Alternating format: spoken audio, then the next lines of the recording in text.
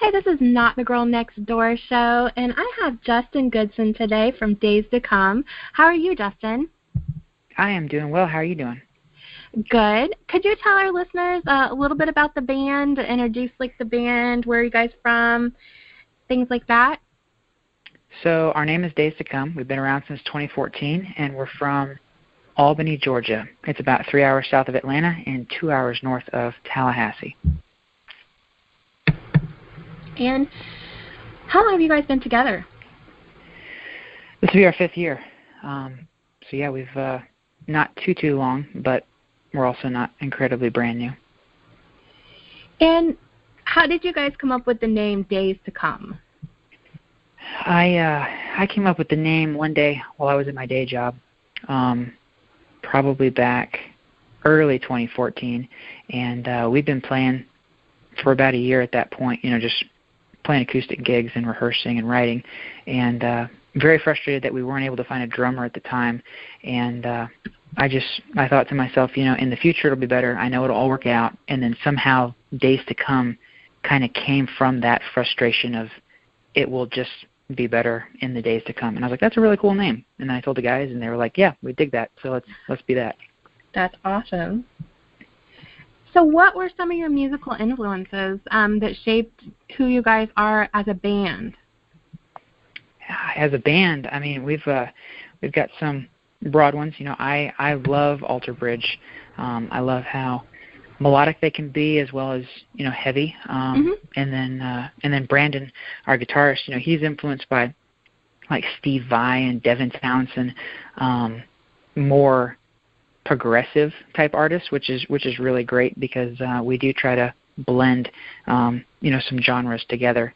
And but vocally, I grew up listening to like 80s pop, just because my dad was in the military and we traveled around a good bit, and I really didn't get a chance to listen to what was currently on the radio when we were overseas, and it was just like all 80s music. So vocally, that really influenced me. We try to blend, more pop-styled, melodic, catchy vocal melodies with heavier, a little progressive, type music.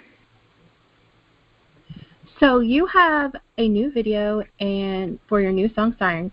And could you tell us a little bit about what the song and the video is about? And maybe talk about the sound, too, since you were talking about some of your influences that kind of shaped who you are as a band. Yeah, of course. So Siren is, it's basically about like a toxic relationship. And the name Siren comes from, the old nautical, like mermaid sirens, and how they're very enticing and they have a call, but ultimately it's very destructive. But, it's very hard to get out of a relationship like that. You kind of enjoy, I guess, the pain of it, even though it's detrimental for you. So that's kind of lyrically what that song's about. But yeah, musically, it's we'd like to think that it has some sort of commercial appeal to it. It's repetitive, and hopefully it's easy enough for the listener one time to instantly have it in their head. But yeah, musically, it's not just a straight 4-chord rock song. It is a little intricate, and that's thanks to Brandon, because he really loves that kind of stuff. But it was a ton of fun to write, a ton of fun to perform, and the video was a bunch of fun. We were able to shoot the video in an old warehouse here in Albany in the middle of September, and it was super, super hot, and we were there for like 10 hours. But it was a ton of fun. We were able to hook up with 2 freelance videographers here, and they were super professional, and yeah, just a great first experience for a first video. And now, how do you guys put a song together? Do you have one writer? Is it a whole collaborative process? Or how does it work for the band? So typically, Brandon and I will get together with a couple acoustic guitars, and we'll just start, hashing out ideas. He'll have ideas, and I'll have ideas. And I'll either have lyrics kind of pre-done, and we'll try to layer those on top of, what we come up with, or I'll write lyrics, for what we come up with. And we really try to, have a collaboration. And once we have the rough skeleton of the song pretty much done, then we'll get with Jalen and we'll put it all together and make it what it is. So did you always know from the beginning of time that you wanted to be in a band and you wanted to do music or you wanted to write or any of those things? Did you always know that you wanted to do, or what made Dustin decide that he wanted to do this project or do music whatsoever? So I grew up in a musical household. My dad, he's always been singing and writing and playing ever since I can remember. And my younger brother also plays every single instrument I can think of. And he's so talented. And I remember back when I was probably 9, I tried to write my very first song. And I thought that it was just trash. So I threw it away and I decided I wasn't going to do it again because I was shy growing up, and I always felt like I started too late, because my brother started singing and playing really, really, he was 4 years old. And I always felt like I was just, if I was supposed to have done it, I would have already started by then. And whenever I turned 17, I started playing the guitar, and I started singing in my 20s. And something just clicked where it was like, you know what, I really want to do this, and I really feel passionate about doing it. I just love melodies. I love layering melodies on top of each other and how they work with instrumentation and the different feelings that a melody or a rhythm or a lyric can evoke in somebody. And music is powerful. So somehow, just along the way, it just kind of turned on for me. And I was definitely a late bloomer, because I didn't play well into my, almost 20s. But ever since then, I've always kind of wanted to be in a band, and it took years to find the right guys and put it together.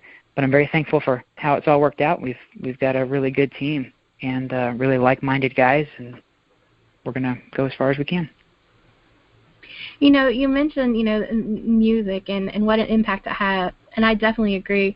I was actually talking to a guitar player in a band the other day, and we were talking about lead singers, and, he was kind of in a joking way, but he kind of had some seriousness to it. He's like, don't you know that lead singers are tortured souls, and that's why, they write and they pour all their emotions into their songs. And, I've talked to lead singers, and even Johnny Stevens from Highly Suspect has said this as well. When you perform music, like maybe you wrote a song that like meant a lot to you, maybe it was a breakup, or maybe it was something tragic or something completely not a positive emotion that you had. Do you find it hard to get on stage and relive that moment, or is there something you as a singer shut off when you get on that stage and just do what you need to do? For me, I just shut it off, because at that moment, the people in the audience, they paid to be there, and they paid for a show. And, that song can mean something very personal to you, but in the moment it could mean 100 different things to 100 different people. And it's important for you to do that song justice, maybe the way that they've heard it or the way that they want to hear it, remembered from they heard it on a record.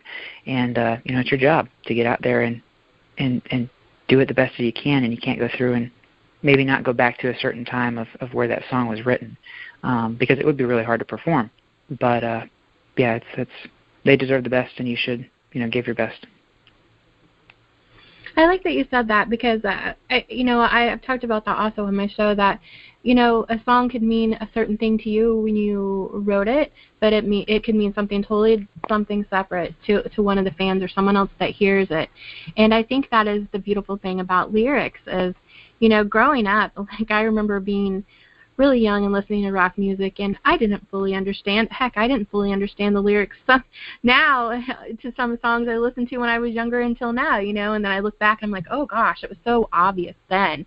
But I took those lyrics and applied it to my life in a different kind of way, even though the obviousness was out there with lyrics, and it's just kind of funny when I think about that when I was in my teenage years, and I'm like, wow, they're talking about doing drugs, and I was talking about feeling mad or angry, and I had no idea about that kind of stuff when I was a child. So, that was just one aspect of it. So how do you feel when you get up on stage and you see those fans, belting out your songs or, mouthing the lyrics or just rocking out to the band whatsoever? How does that make you feel when you're up on stage? That is an amazing feeling, and it is incredible. Like I said, we've been together as a band since 2014, and we've had to take a lot of dead-end roads to get where we are. And we're nobody by any means, but we've definitely had to learn things the hard way, and it took a long time to actually get our music out there and find the right people to enjoy it. But what a payoff. When you see somebody enjoying your music and actually singing the words, that means they took the time to listen to it a lot, to get to know those words, and they have an emotional connection with that song. And there's nothing like it. Like, that is, I remember the first time that happened, I was like, that's crazy that you love this song like as much as I do. And I didn't have to force you or convince you to enjoy it. You enjoy it. And that's a huge honor, as a songwriter, to have somebody really appreciate your music enough to memorize lyrics and then want to be there at a show and sing them with you. There's nothing like that. And I can't wait to do it for tons and tons more people. Well, you guys are going, I know you're not that far from Florida, you said just a few hours, but you guys have some dates in Florida. Is it like a mini tour that you guys are going on in February in Florida? It is, yes. We like to play in Florida. Florida's always been really good to us, just because rock music and there's a lot of rock fans in Florida. So we hooked up with our friends in Seven Stone Riot and House of Curses, and we're doing a 3-day run down there. So that's gonna be a lot of fun. It'll be a good couple days. So is this like, you guys have been on tours like this before, right? Is that correct? Oh yeah, we have. Even little short runs to bigger ones. How do you feel about touring or going on trips like these? Is it a catch-22 where there's good aspects, or is there any negative aspects to it all? I know some bands say, we hate touring. And then I have other bands that have told me, oh my gosh, I absolutely love touring, meeting people, even if it's a small one or a short run. Is this something that you love to do, or how do you feel about touring? I personally love to travel, and I think a lot of that has to do with my growing up in a military house. We would always just stay somewhere 2 or 3 years and then move. And whenever we would go to a new country, we would try to go see as many things as possible because we didn't know if we would ever have an opportunity to go back there. My parents are really big into traveling, and I was raised like that, so this is pretty perfect for me. I love being in the van and going and being some new place every night, and meeting new people and seeing new cool bands and new cool venues, and interacting like that. I think that's really wonderful. And I also love, the struggle too, like sleeping in a van and showering at a truck stop. Like I do really like that, and I know that that's not going to be forever, so I try to enjoy all the little moments that I can, because eventually you'll get to a point where you can have a hotel every night, and you're not going to be sleeping in your van, and you're going to look back on those times and go, it did suck for a while, but that was a really fun time. So I'm trying to really enjoy it as much as I can. Brandon, our guitar player, he does not really enjoy it very much. He he typically gets in the van and just tries to sleep the entire time. But that's fine. He hasn't really traveled much. He's from Albany. He's been here his whole life. So this is a completely new experience. And I think he's traveled more with the band than he ever, did on his own. So that's kind of cool.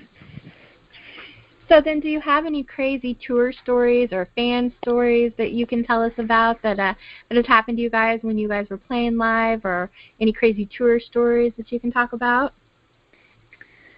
So it's not really a crazy story, but just an awkward story. And we were playing up the Masquerade in Atlanta, which is one of my favorite venues. It is a super awesome venue.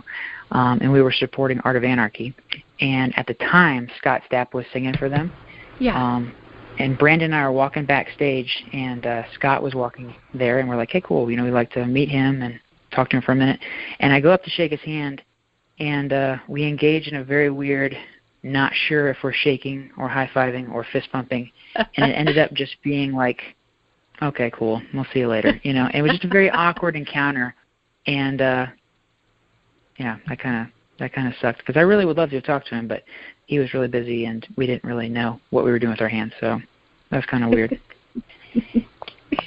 Well, I kind of had a funny thing like that happen to me. I was really rooting for, I used to like American Idol, and I used to I like Chris Daughtry a lot in the direction there. I thought he was going to go when he went out on tour for the first time, and I had VIP passes to meet him, and